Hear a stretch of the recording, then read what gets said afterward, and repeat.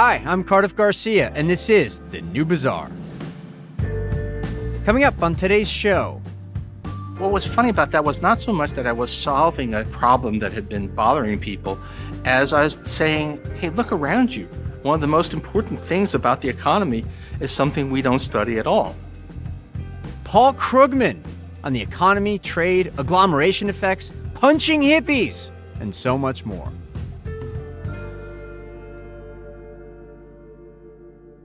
Hey everyone, Cardiff here, and yes, we are back. The New Bazaar is back, this time at its new home as part of the Economic Innovation Group, EIG, where I now work. The new website for the show is eig.org/newbazaar, but stay tuned until the end of the episode if you want to hear more details about everything we're up to and what you can expect from the podcast going forward. Because for now, I actually want to get right into today's episode, because it is a special one. Paul Krugman, the Nobel Prize-winning economist, author of many books, and of course a writer at the New York Times, is our guest. Now, I obviously talked with Paul about all his achievements in economics and about the state of the economy now, but we also spent a lot of time talking about how he approaches communicating his ideas about economics, which I actually consider to be as big a part of his legacy as the economics itself. I interviewed Paul on September 21st in front of a live audience at this really kind of fun and unusual event that EIG sponsors each year called Econ Twitter IRL, which is a conference in Lancaster, Pennsylvania at Decades, which is a bowling alley / arcade / restaurant that brings together this really fun, kind of special group of economists and commentators and think tankers and people in government, all kinds of people who interact with each other a lot online, chatting about economics on X, formerly known as Twitter, and other spaces, but who don't often get a chance to see each other in person. And so after my interview with Paul, you're also going to hear some great questions that he fielded from the audience, that he answered from the audience. It was just a super fun chat all around. Here it is.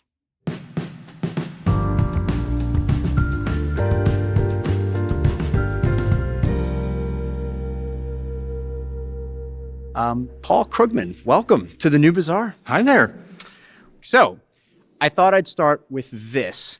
I came across a quote of yours from not quite a decade ago where you were talking about the way you like to have fun on social media. And you said, dance like no one's watching, tweet like no one's reading. And I wanted to ask, is that still your approach to social media? And is there something more to it? Is that like your approach to writing columns and books and speeches and the like? Well, if you think, what I think I meant was don't try to sound impressive. Don't worry about being dignified and say what you think, which is that's kind of important. And you could, so much stuff, so many, particularly actually really actual eminent economists when they write, and they write for a broader audience, or sometimes even for their own colleagues, are so wound up with, I am important and I have something important to say, instead of just sort of like, here's something fun, here's something interesting, or something you should know. But I guess the other thing is that, well, I'm not sure it relates to that, but just generally that you do need to think. I don't really mean tweet as if no one's reading. I really mean that think about how it's going to be received, but not in terms of how it affects your dignity or your stature, but just, are people going to get it? And that's a really, really hard thing to do. So I'm not sure. I'm being amazingly inarticulate considering that we're talking about communicating. But look, I spend a lot of time thinking about how I'm going to get an idea across. I did that even in academic papers. And it's really important to do that. And then often, at least it feels to me, when you're writing, actually even when you're writing an academic paper, but especially, of course, if you're writing for non-economists, there's this kind of sense that it's like you have to catch the rhythm. If I know how to get into it, if I can get the first 3 sentences rolling, then the thing will come through. And it really is. It's not I can't give you a simple rule on that, but you know when it's happening, when somehow the rhythm is flowing. Yeah, kind of famously, you've always said that your style is very closely intertwined with the substance, that when you write and even when you do research, you like to take a real world scenario, impose a simple model. Don't get too much into theory. Don't get too much into complicated, econometrics, that kind of thing. Yeah, now not everybody does that kind of research. And my specialty always was there's something in the world that seems puzzling, and here's maybe a way to think about it, and let's come up with the simplest possible model with the fewest moving parts that just gets at it. And that happens to carry over pretty well in a fundamental sense to writing about economics for normal people.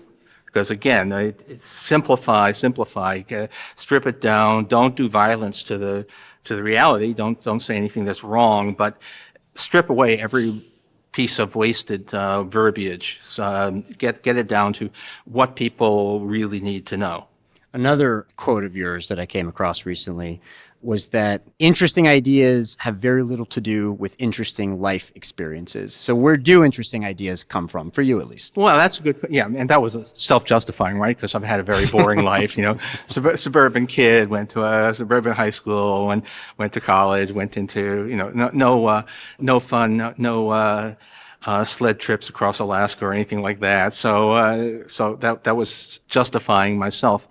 So I actually was thinking about this advanced, and certainly academically, for me, everything I did that I regard as still worth reading years later was either that there was some new technique that either I was stealing from somebody or possibly in a few cases came up with myself that made it possible to talk about stuff you couldn't really talk about before.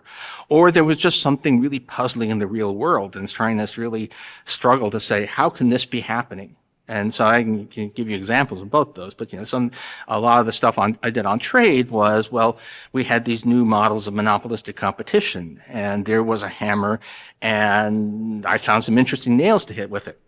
And but on the other hand, some of the stuff I did in macro was, there's Japan. It's when all is said and done, it's a lot like us. It's a big, rich country with policymakers who are not complete idiots. How can they be stuck in deflation? And so either one of those, and then always try to come up with the minimalist model that makes sense of it. Which of the following statements do you think applies most to your approach to writing and to your underlying motivation? You write to persuade, you write to provoke, you write for your own mental clarity, you write to have fun. Oh gosh, all of them. If you to persuade, I mean, yeah, actually, even the academic stuff. Hopefully you're at least convincing some people that you're on the right track. Provocation is something that's a technique. I'm not a shock jock. I don't really particularly want people to be outraged, but on the other hand, that's kind of a signal. I think I did at some point say certainly about writing newspaper columns, that if you haven't outraged a bunch of people, if you haven't made anybody angry, you're wasting your time. It had better be somehow shocking.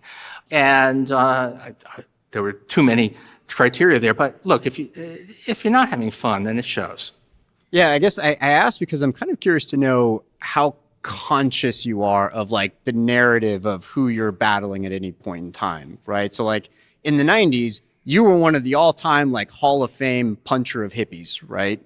In the 2000s, you were kind of punching right, George W. Bush tax cuts, that kind of thing. In the last 10 to 15 years, I'd say it's a lot of arguing against Trumpian style populism. Yeah, I mean, you go after the people that you think are going to have, the people you think are wrong who matter, right? So, I mean, I'm not spending a lot of time going after people who think that this inflationary episode is all price gouging. Mm-hmm. I'm not a zero price gouging person, but I don't think that there's any way to make that more than a small fraction of the story. But I don't spend a lot of time on it because that's not actually the left wing of the Democratic Party just doesn't actually have the chance to do very much harm. And in fact, some people you might have thought were kind of on the extreme end have turned out to be pretty smart, sensible people trying to get stuff done. Someone like AOC. And so you go after where the power was. Now, I think when I was doing what you're calling hippie punching, that was when but it was early 90s, it was not obvious that we weren't going to go for a much more sort of industrial policy.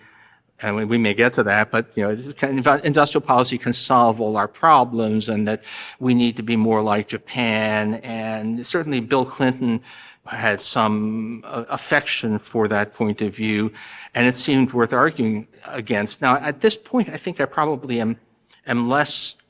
I wouldn't quite say that I regret it, but it was a lot less important to argue against those ideas. Mm-hmm. Actually, I had a conversation some years back, but Bob Kuttner was one of the people I argued with at the time, and he and I were together at a meeting, and we agreed, I think on stage before some people, that, while we were fighting about industrial policy, Sauron was gathering his forces in Mordor, and that was a little bit more, that was much more important than anything we were arguing about.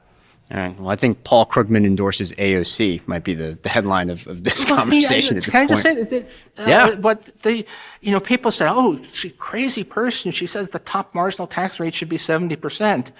Well, she got that from Joe Stiglitz, and he's just reporting the results of the Diamond Saez paper on optimal taxation. I mean, this is not crazy stuff. Mm-hmm. Let's talk about the economy now. Yeah. You wrote a really great essay for EIG in response to our State of the American Worker project. And one thing you wrote that caught me by surprise, actually, was that you are pessimistic about the possibility that policy can improve productivity growth. And here's what you wrote. Why not do more to increase productivity growth? The answer is that for the most part, we don't know how to do that. It's extremely hard to come up with policies that we would expect to have more than a marginal impact on it. Why so pessimistic, given what we just heard earlier today from Ben Jones on the fact that public R&D can work, things like high-skilled immigration, a lot of evidence that can goose innovation and entrepreneurship, things of that nature. Why so down on the possibility? Okay. I mean, most of the things, now certainly immigration, if you expand the labor force, then you can get faster growth, but not necessarily productivity growth, or not much in that direction. High-skilled immigration, though. Well, but yeah, all right. But it's still, it's difficult, really, even with that, to get numbers that are going to move per capita GDP very, very much. And things like, returns on infrastructure, we don't really know. But if you look at a chart of U.S. potential GDP growth over the past 50 years, we had some pretty big political swings in there, big changes in tax policy. You would never, if you didn't know that there had been changes of administration, changes in tax policy, you would never guess. It's pretty much, just a flat line. And the reason is that economic growth is largely driven by the solo residual. And, who knows how to make that change very much. And I think we have false hope if anyone who promises that I can raise. I mean, if you can, if someone says I have a policy that could raise potentially GDP growth by 0.25 percentage point, I'd say, okay, I could possibly believe that. Show me the details. If somebody says they could raise it by 1 percentage point, I think that's crazy. Nobody knows how to do that. Mm-hmm. And this is my favorite Bob Solow quote, although there are so many of his. And he was actually talking about the Britain lagging behind post-World War II, but it applies to lots of things. He said every attempt to explain this ends up in a blaze of amateur sociology. That in the end, we really just don't know very much about why countries have different rates of economic growth. We still don't, we don't know why productivity slowed down in the early 70s. We kind of know why it had a bump for a while around IT, mid-90s to mid-2000s. But ultimately, as we say, talking about innovations, there's a big mystery now. It feels like we've had a lot of technological change these past 16, 17 years. And yet, if we believe our numbers, which maybe we shouldn't, but if we believe our numbers, total factor productivity growth has been really pretty lousy through that whole period. Optimism or pessimism that's going to continue, that will break out of the great stagnation, given the variety of other things that have been invented in the last few years or developed further? I can say with high confidence that I have no idea. Excellent. I really don't know. I mean, AI is I mean, of course, it isn't really AI, although maybe it becomes, but whatever this thing is, large language models, I think the jury is still completely out on what that's going to do to economic growth. And, does something else. I mean, the big thing for in the last few years, you might have thought, if you weren't paying attention, you might have thought that all of this new technology, the U.S. economy has definitely outperformed post-COVID and has outperformed, we're above pre-pandemic forecasts, which is really amazing. But if you start to look into it, it has, at this point so far, it's mostly because of an unexpected surge in immigration.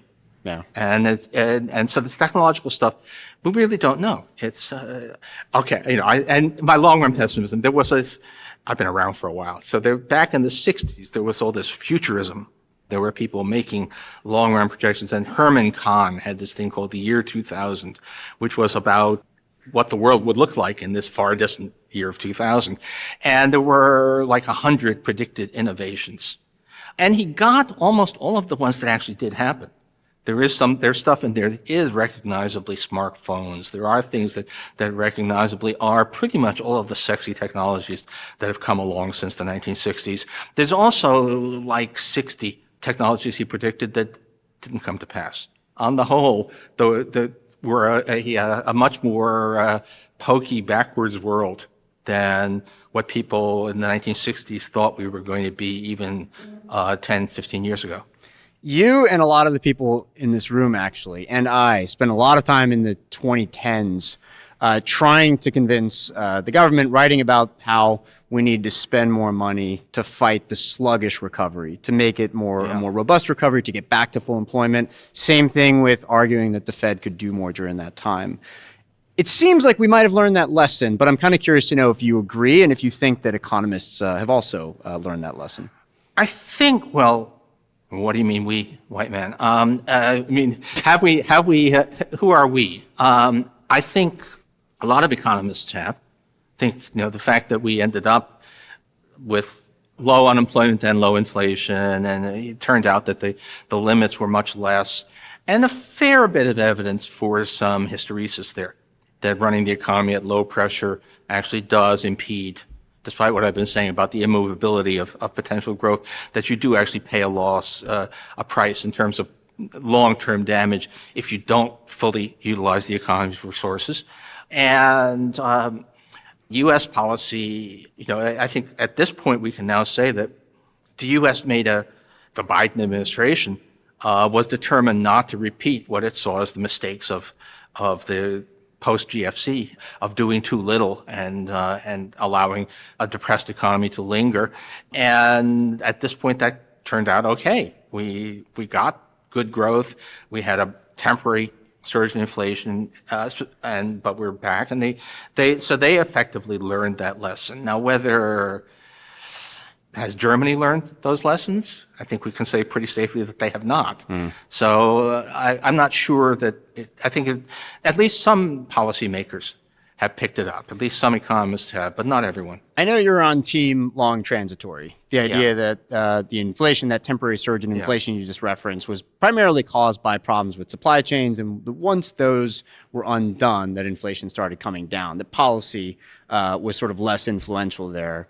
My question is, and it's, I guess, the flip side to that prior question is, maybe we overlearned the lesson, because that temporary surge in inflation was incredibly unpopular.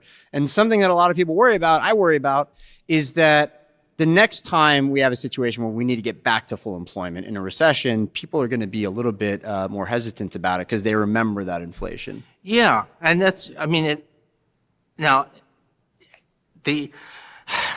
is a whole story. I mean, we had that big surge in inflation, which was incredibly unpopular. It was also something that happened everywhere across the advanced world. So it's almost eerie how, if you use a common measure, if you use HICP or something, how much cumulative inflation since the beginning of the pandemic is the same everywhere, which suggests it can't have been too much of it the result of U.S. fiscal policy, but maybe a little bit.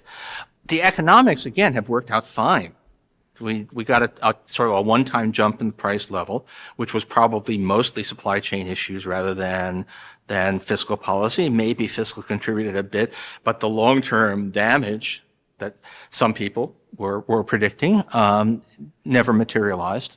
But the politics may make future politicians leery of doing the right thing. They may say, "Oh, look." Well, I think a lot's actually going to depend on what happens in November, right? If Democrats hold on, then history will be written by the victors, and they'll say this was good policy, and we'll have an aggressive response the next time we have something like this. But if not, people will say, "Well, what doomed them was that inflation," and so never mind. You can give me all the arguments you like about how it's okay to have a one-time rise in the price level if that buys you a quick return to full employment. But hey, what good does that do you if you end up facing electoral defeat?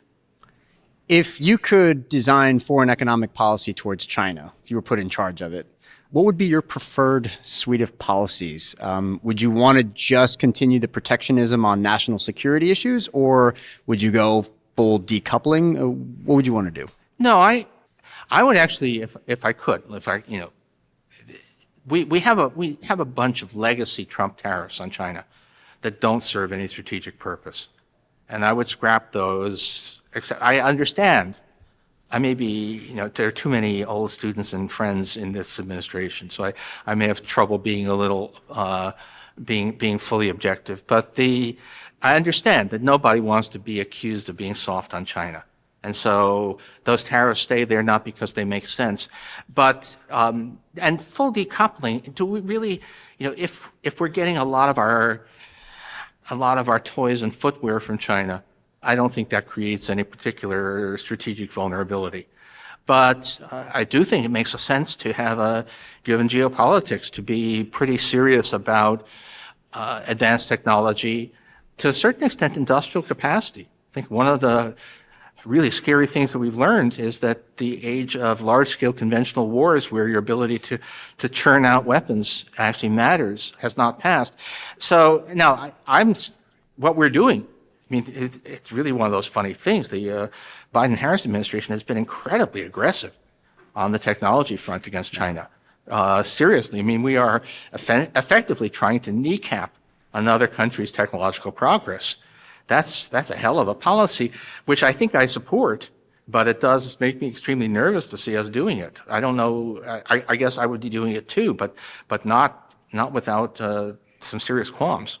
For many decades, until roughly like the last decade, trade was kind of a boring topic, right? Like the tariffs and things had fallen so much that even on occasion when we do something like raise tariffs on steel or whatever, it just wasn't that big of a deal.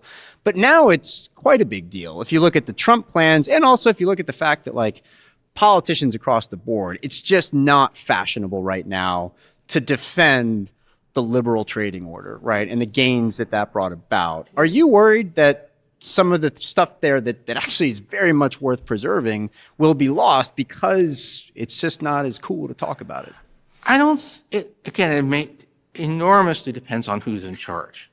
Nothing that the current administration in the United States is doing is likely to bust up the whole, we have a world trading system, which was something basically, the U.S. invented, where with reciprocal tariff reductions and which keeps the world market fairly open for, most importantly, for poor countries that need to export. That's, the U.S. can handle a trade war, the European Union can handle one, but Bangladesh cannot. And nothing that is on the plate right now is going to really disrupt that. But of course, 20% tariffs across the board, that's not just that it's a big deal if we do it, but that everyone else will do it as well. So that would really bust it up, and that could be very serious.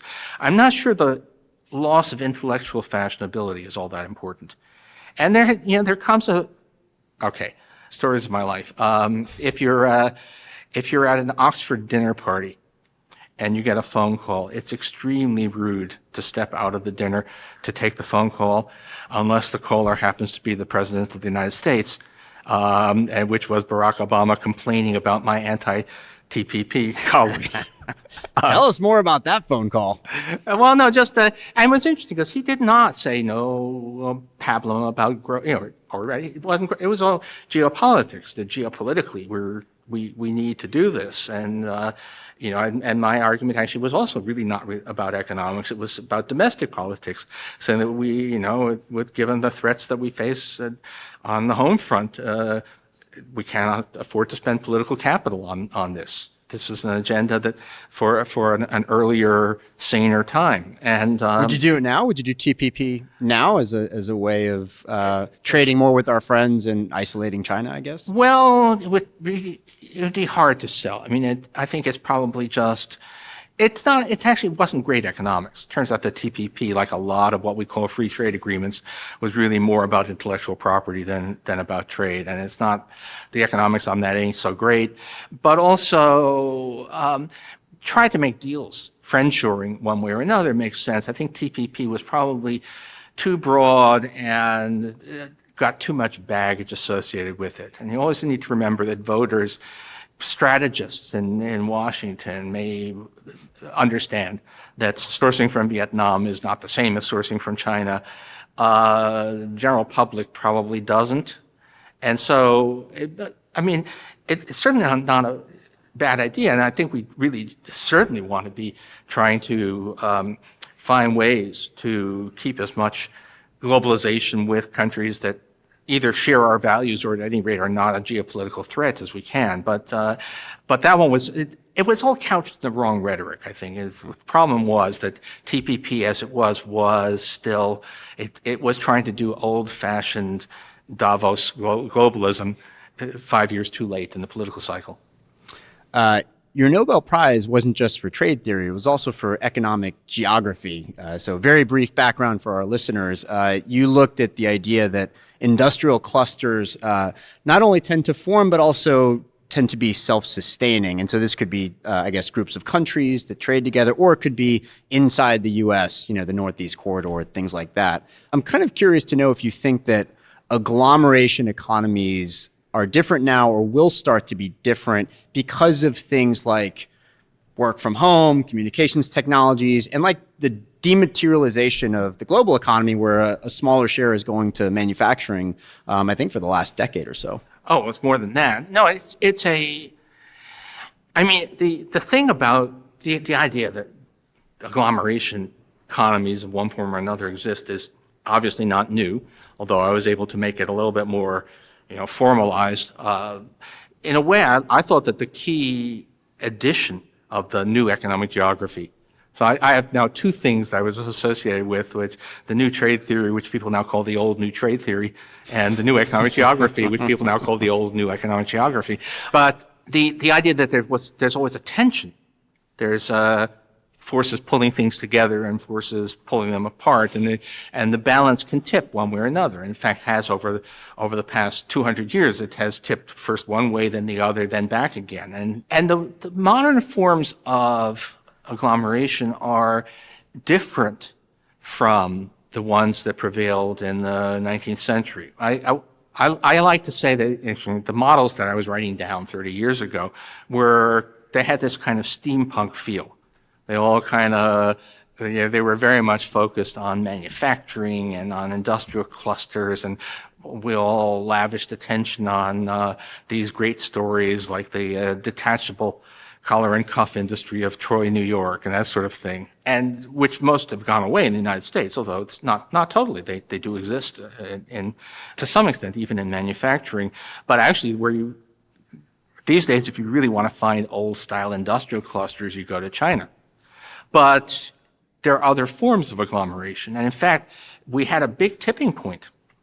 It was funny, when I wrote the stuff down as models, which is, circa 1990, it did have this kind of backward-looking steampunk feel. It was about the rise of the industrial belt and the manufacturing belt in the United States and that sort of thing. And it seemed like this was all kind of old history, and clearly, the manufacturing belt had been gradually dissolving, had spread out. But unbeknownst to us, but now clear in the data, circa 1980, actually the agglomeration economies, the centripetal as opposed to centrifugal. The stuff pulling stuff together, actually, the balance swung in their favor. So if you actually look at a variety of measures, but basically the United States there was a lot of regional convergence in incomes, convergence in basically regions becoming more similar from the 1920s up till about 1980. Then 1980, they started pulling apart again, and you started to see metropolitan areas with highly educated workforces pulling in even more educated people, pulling even more of the information economy, and stranding regions that didn't have those preconditions. And so, if you go back, there was circa 1980, Kansas had something like, I'm partially making up these numbers, pulling them out of thin air or someplace lower. But Kansas looked like it was not much poorer than New York, and actually other social indicators had comparable life expectancy. And now it's just, oof. And actually, for prep for a future conference, I've been looking at just kind of within New York State and looking at Buffalo, Greater Buffalo versus Greater New York City, and those were not. Buffalo was not all that poor or backward compared to New York City in 1980, and now it's vastly poorer. It's just this. So the clusters are subtler now, and if you do try to do measures of economic concentration, they still look lower. But I suspect that that's a statistical artifact, that the way we collect data is designed basically for an early 20th century economy. And we're not catching the difference between venture capital and private equity, which are actually kind of in different places, and lots of other stuff. So we're back in a world where we have these extremely localized clusters. And modern communication technologies, Zoom, work from home, they make it possible to do some things without being in the place, but they're not a full substitute. And we're in a rich society, other things tend to matter. You need, particularly for high skill, high pay workers, you need amenities. People are not actually going to move to, high-tech workers are not going to move to someplace in the middle of the country where if they have excellent internet access, because where are the good restaurants? Where are the live concerts? And in some ways, the fact that we're rich enough that people can make decisions on that basis matters. So I don't think I think in some ways, we're back to the kind of unequalizing development that we had in the late 19th century. There's a fair amount of place-based policy in some of the recent legislation that's been passed the last few years. Based on what you just said, then, are you sort of pessimistic that it's going to work in reviving some parts of the country or establish new industrial centers in some of these places that have been struggling? I think it can be mitigating, is the way to put it. You're never going to. The history of place-based policies is not great. I mean, the Germans have spent vast sums trying to make East Germany hold on, and it basically hasn't worked. The Italians have spent enormous sums on the Mezzogiorno trying to make it, but it's not total failures. You get particular, Springfield, Ohio is an example of, in a way, how a place can be revived. That's not actually a result of, that revival predates the Inflation Reduction Act, but it is the kind of thing that you can do. So you can produce at least some surviving, thriving centers in the hinterlands, the places that are not the core. We're never going to, there is a strong pull. I mean, look at, this is not policy, but there was an attempt by a few people to kind of, let's move Wall Street to Miami. And that has kind of crashed and burned because somebody was quoted as saying the trouble with moving to Florida is that you have to live in Florida. I was born and raised in Florida. That's sorry rude. about that. Yeah. I'm in New York. When tired, I revert to we talk about Kamal Leonard code switching. This is a bottle of water. Anyway, plowing ahead. plowing ahead. This is interesting because we actually in some ways are back in a world despite. And also actually one of the funny things, I loved economic geography. It's just such a fun subject, and there's so many stories associated with it. But one of the things you learn is that improved communication can actually lead to more concentration, not less. It means that more stuff can be run from an office in New York or San Francisco. It can go either way. And historically, the big unequalization of U.S. regions in the 19th century was a result of improved communication. It was a result of railroads and telegraphs. 1 to 10, your confidence that we will be able to avoid a recession because the Fed, whether you think they were late or right on time, got there in time to head one off. I'm only like I'm about only about a 5. I'm really worried. I mean, part of the reason is not that I have any expertise in reading the tea leaves. I mean, that's a black art. I'm not sure that anybody knows how to really figure out what's going on there. At the moment, the kind of high frequency data allow you to believe whatever you want to believe. But I just find it really weird that we went up to 8% mortgage rates without seeing a recession. And while maybe the structure of the economy is such that we can, in fact, withstand a temporary bout of that without always worrying that there's another shoe still waiting to drop. And and I just said I have no expertise in reading the tea leaves, but the soft. This is one thing I actually have learned from some various experiences of the years. The soft data can sometimes actually tell you things that are just not visible in the hard data yet. And people were talking about that IT-based productivity boom a long time before it was obvious in the data, and they were right. And if you read the last beige book, and it's not very encouraging. And so I'm a little concerned that we may have waited too long. A few personal questions before we go to audience Q&A. You and I are neighbors in New York City, where in the last few years, the population of kids under 5 has fallen by about 20% because young families are basically leaving. Yeah. There's not enough permits for building over the next few years. Vacancies are super low, right? Yeah. It's a real problem, affordability. And I don't want to stigmatize city living. I think a lot of people point to crime and things like that. And in New York, that's not actually a problem. But New York City does have a lot of problems. And right now, the entire Adams administration is under investigation or quitting and getting ready to testify against the other ones, right? Like, it's ridiculous. Yeah. And this is not limited to just New York. A lot of big cities seem to have the same problems. What is your answer to why it seems that Democrats are so bad at running cities? Or limited to New York if you want. But I mean, it's actually, here's the question. New York, the refusal to build housing, that is definitely a Democrats' problem. Although it's kind of funny because if you read the relevant section of Project 2025, it's full on NIMBYism.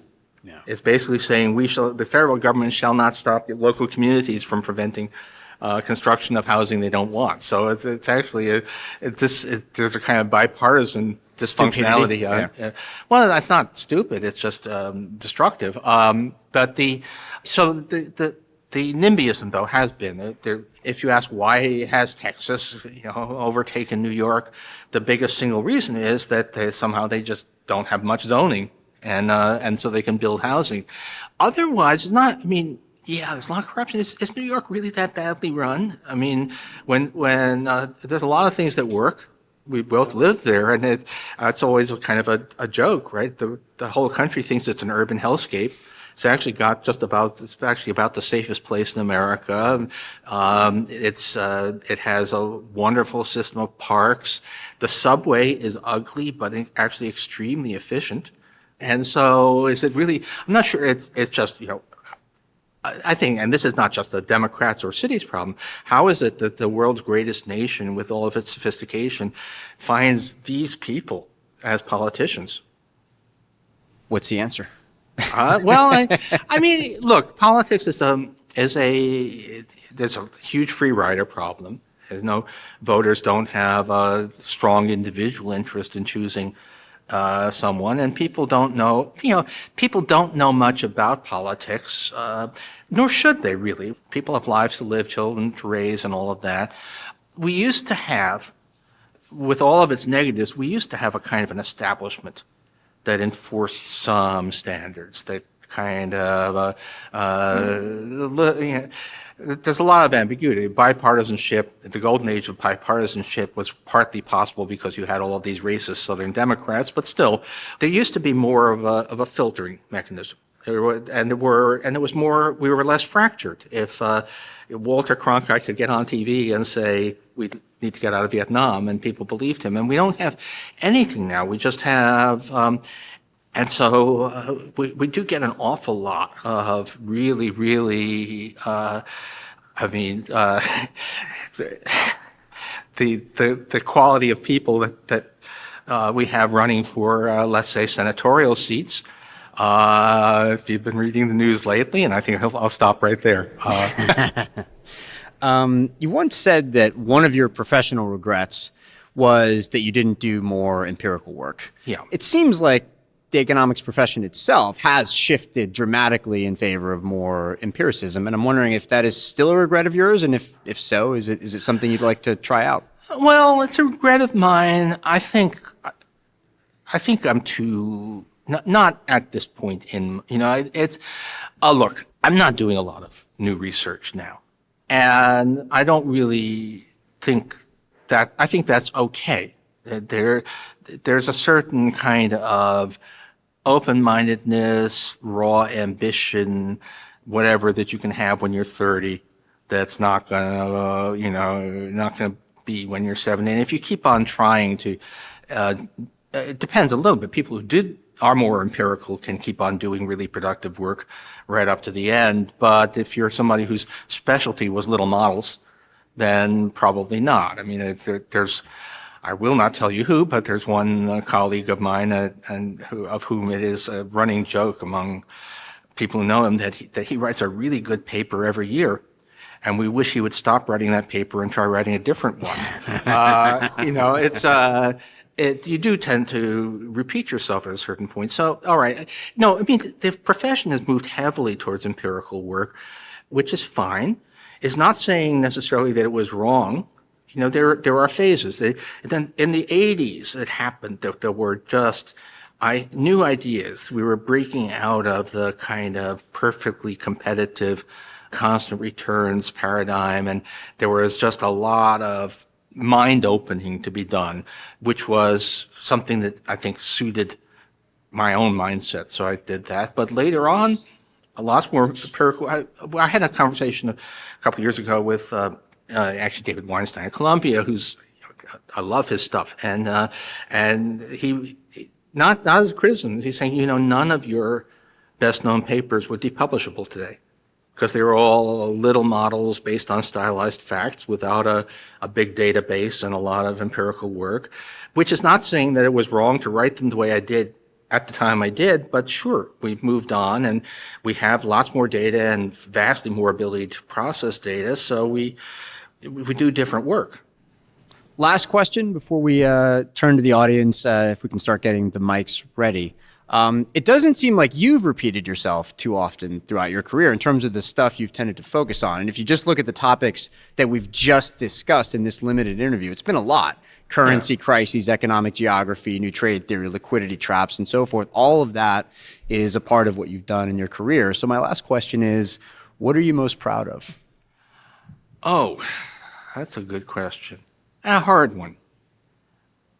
I mean, my own personal favorite of everything I've written is actually the liquidity trap, just because it turned out to be, just totally relevant. There was this period, in the late 90s when Japan was experiencing deflation, and I think most Western economists just said, oh, those Japanese, they don't know what they're doing. And a few of us said, hey, that could be us, and tried to think it through. And I think that has really stood well. And aside from that, I think the economic geography stuff, just because that was it. What was funny about that was not so much that I was solving a problem that had been bothering people, as I was saying, hey, look around you. one of the most important things about the economy is something we don't study at all, which is, where is stuff? Where are the people? Why are they where they are? And that was, again, really just kind of opened up a lot. But those would probably be the two things. But no, I don't know. I love all my children. The intellectual children. There are some papers that I could. It's true that I've had the good fortune to, one way or another, be exposed to enough new stuff that I think I've actually managed to change, to move on, and not keep writing the same paper 5 or 6 times. I probably have written the same paper 1 or 2 times, but not one of those repetitive things. And in the end, probably geography and liquidity trap will be the ones that will stay. Great. All right. Let's go to some audience Q&A now. This is usually the time when I'd say, if you have a question, please keep it brief and civil, but this is the Econ Twitter conference, so, civility, kind of optional. We're ready for it. Let's see, who's got a question? Right down here, Joe's got a question. Hey, Paul. So I know Joe, introduce yourself, please. Joe Weisenthal. So I know you have misgivings, obviously, about the White House policy towards China, and I know you have friends or allies in the administration that maybe you have misgivings criticizing. I'm curious, however, what you see as the role that pro-competition antitrust policy has. Is it undermining our efforts to build up industrial giants against China that we seem to be putting so much pressure on large companies, such as NVIDIA or big AI giants? Or is it consistent with industrial policy that if we're going to sort of pick winners and so forth, that we should make sure that we have competitive markets? I think that it's not, I don't really think there's a big conflict here because and by the way, misgivings is not quite the word for my feeling about our China policy. It makes me nervous, but in the same way as sort of, you're being told to take on I approve of the policy. I think it's the right thing to be doing. It's just that it scares me because it is such we're in a little bit of an economic war with China, and it's a technological war, and it's serious. And there are good reasons to be doing it, but it's not that I think that they've gone overboard. It's just that I'm nervous about how far we are in fact going, because even though I think we do need to do it, and it's a very different thing to be promoting some kind of leading companies there and to be going after the antitrust. Look, if we're worrying about competition among meat packers or grocery chains, which we are, and appropriately, not that I think that's what drove inflation, but that's not really in conflict with an aggressive technology policy towards China. Okay. Hi, Chris Rugaber at Associated Press. Although, we're just chatting here, but I wanted to ask. You've written about sentiment and the way economic data suggests that obviously we've been in a relatively healthy economy. At the same time, last week the census. Chris, can you speak a little more loudly into the mic? Oh, sure. Thanks. Yeah, there we are. Okay.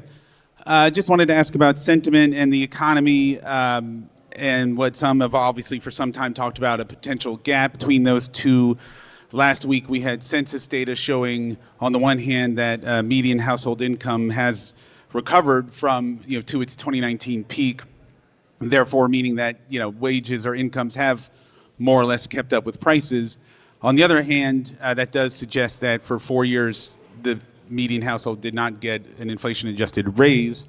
And if you look at the same data, the 4 years preceding that, from 2015 to 2019, there was actually a fairly significant 14% increase in inflation-adjusted income. So it just seems like there's been a lot of breath spilled by many people on this issue, and maybe it isn't so complicated. We've just seen a big slowdown in inflation-adjusted income, and if that doesn't explain a lot of that, of where sentiment is right now. Thank you.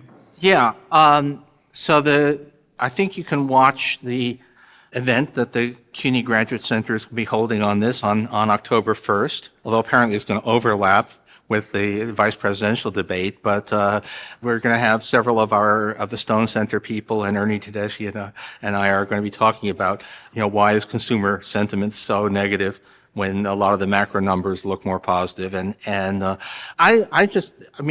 something I've written. That's something I have repeated myself on. Probably I've written about that a fair number of times, and I'm not sure that in some ways I've gotten even more puzzled now about that, because the consumer sentiment remains pretty depressed by most measures, and in ways that do seem, even if you take into account these inflation adjusted median income and so on, it still looks a little odd that people are so down.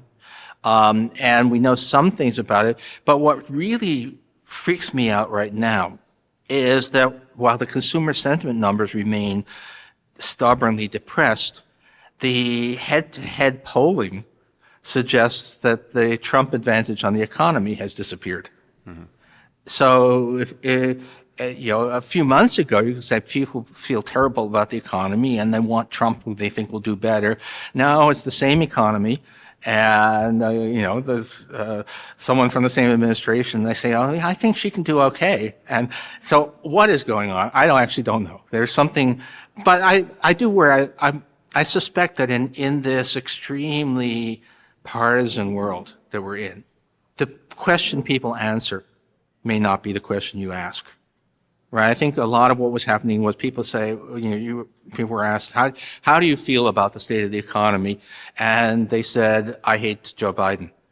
And somehow just changing the name at the head of the ticket, even though there's pretty much complete continuity of economic policy, somehow, although it doesn't show up in the consumer sentiment numbers yet, but maybe it will, but it's showing up in the polling numbers. It's really wild. Great. Hi, thank you. Constance Hunter, Chief Economist at the Economist Intelligence Unit. So right now when we focus on trade, by and large, we tend to focus on goods trade.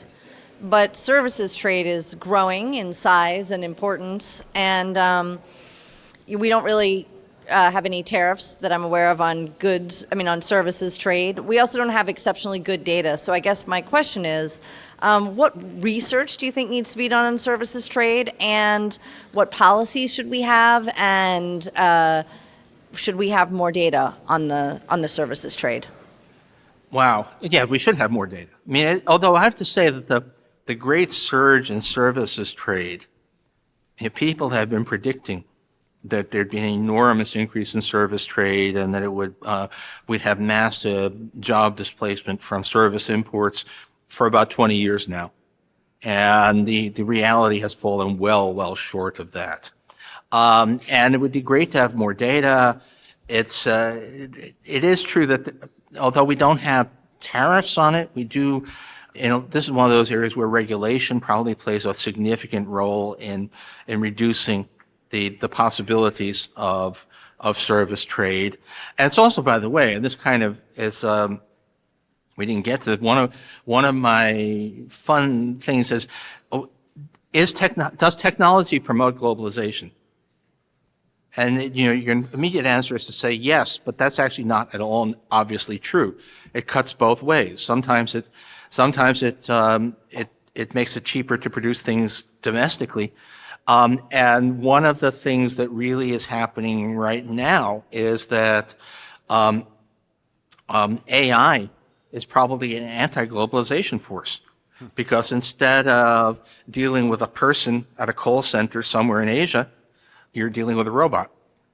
And but it actually comes back to what I was saying about, has industrial concentration, geographic concentration of industry really gone down, or is it just that our classification system isn't capturing what's happening?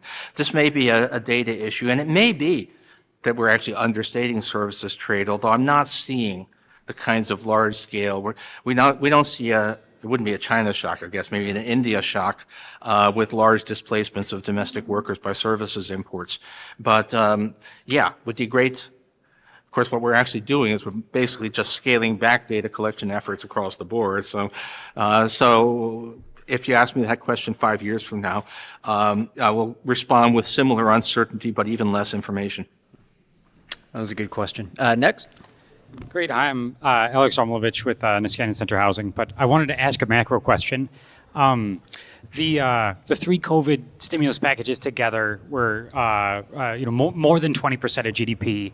The largest peacetime reflationary package in the history of the country, larger than the New Deal, but not quite as large as World War II mobilization. If that can't cause inflation or upward pressure on interest rates for the Fed to offset in order to keep nominal GDP on track, if that can't put upward pressure on interest rates and inflation, should we be skeptical of the power of fiscal policy, or is it in fact that maybe it did work well and we overshot and then the Fed offset? But I'm curious if should we worry that lefty Twitter macro denying the relevance of a 20% of GDP package, is that going to undermine the future case for stimulus when we need it by saying that stimulus can't actually cause reflation? Thank you. Okay.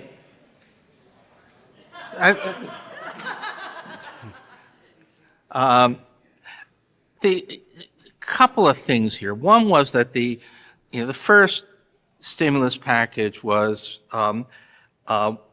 very much about insulating people from a massive negative income shock. So it's not entirely clear that would be a one-time hit to inflation. And by the way, interest rates, one story. It's amazing in some ways how still we are in the dark about exactly what happened here. But one story is, we did get a major aggregate demand shock from fiscal policy, which was offset by a large rise in interest rates. And now that the fiscal shock is in the past, the interest rates are coming back down. And the reason that we didn't get appears that we did not get a very serious overheating of the economy, at least for any extended period, is that interest rates went up. Maybe, and that might be answer the question: how can we have had interest rates go up so much without a recession?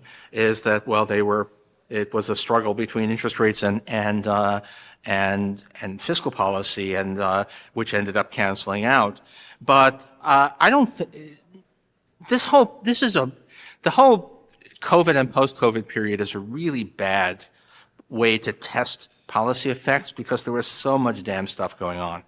Yeah. That what was great about, thinking about the golden age of the economics blogosphere, which is like the early 2010s, was also a golden age for kind of natural experiments in macro policy, because some countries imposed austerity and others did not. And we actually, for the first time ever, really were able to get pretty good estimates of the fiscal multiplier, which rather remarkably, when Christy Romer had to do the Obama plan, she said the multiplier is 1.5, and after all of the euro crisis and so on, we could run through the data and say the multiplier appears to be about 1.5. But that was the first time that you could really get that, and I don't think that we can draw much of a conclusion, but that episode suggested that fiscal policy does have a large effect. And I would be really skeptical of any attempt to read this wild, crazy, chaotic period as saying that what was clearly true 15 years ago is not true now. Unfortunately, we are out of time, but Paul's here for the rest of the afternoon, so maybe give him a few minutes to take a break. But after that, if you've got questions for him, you can approach him directly. Let me close by encouraging everybody to read Paul's column from this past week on how immigrants can, and in some cases have, revived parts of the American heartland, and simultaneously to look up the really beautiful recent history of Lancaster, the city we're in right now, which is another great example of how exactly that sort of thing did happen over the course of the last 3 or 4 decades. And with that, a round of applause for Paul Krugman, please.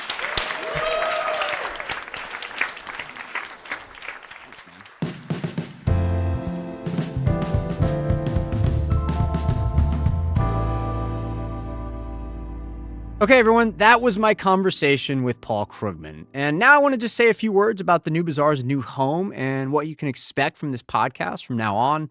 First, the New Bazaar is now a podcast of the Economic Innovation Group, or just EIG, which is the organization where I am now the editorial director. And if you're unfamiliar with EIG, we are a policy advocacy shop. or think tank, as most people refer to us.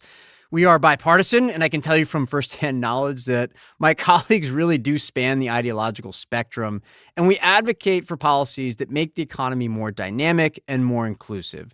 A few examples of things we like are high-skilled immigration, banning non-compete agreements, which we think are bad for workers and makes the economy less dynamic. We like expanding access to retirement plans for workers. We want to undo burdensome regulations that make it hard to build things in this country. And we have a really special place in our hearts for economic geography. We do a lot of research that tries to understand why some parts of the country are struggling while others are doing great, and how we can help the lagging parts, the left behind parts, to improve, to catch up. So what can you expect from the show? Well, for one thing, the show is going to remain dedicated to having the kind of deep, interesting chats about economics and how it touches our lives that you've become familiar with.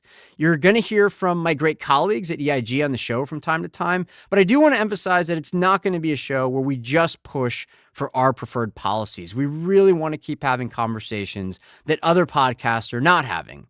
Finding, new angles on familiar topics, getting guests that don't often do podcasts, and having conversations that challenge us, even with guests we disagree with.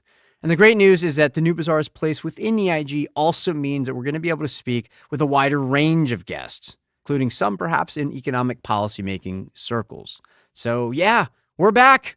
We're going to be doing a handful of episodes from now until the end of the year, after which we do plan to ramp things up. So please tell your friends.